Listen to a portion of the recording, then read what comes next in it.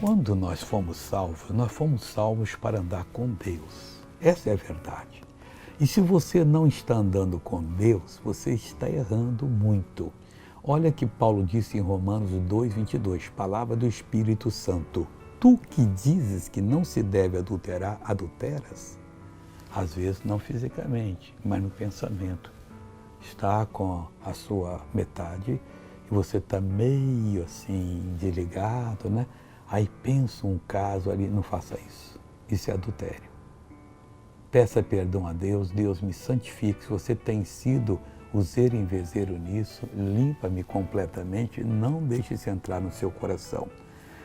Tu que dizes que não se deve adulterar, adultera. Tu que abominas os ídolos e comete sacrilégio. Nunca cometa um sacrilégio, nunca despreze o que Deus deu para você, porque você vai pagar um preço muito caro. Isso é truque do demônio para lhe destruir.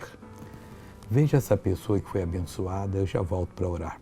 Missionário, eu tinha 20 anos, esse tal de Joanete, uns 2 pés que eu não conseguia mais caminhar. E cadê a Joanete, que é prima do diabetes, que é prima do Satanás? Lá. Sumiu? Sumiu, eu não podia mais caminhar, meus pés estavam todos em carne viva. Traz ela aqui em cima, aqui, faz favor, traz ela aqui em cima. Eu sofria 20 anos com esse tal de Joanete, uns 2 pés que eu não conseguia mais caminhar. Como é que você caminhava antes? Eu caminhava de arrasto quase. Imita como é que Eu é. caminhava assim.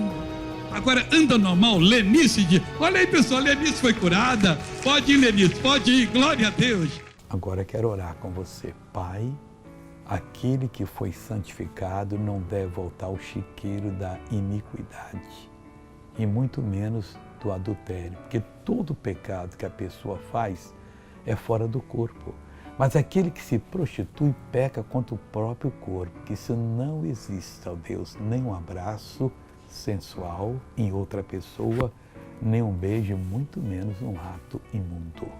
Pai, eu amarro o demônio que está nessa pessoa e digo, saia em nome de Jesus. E você diz, amém. Deus te abençoe.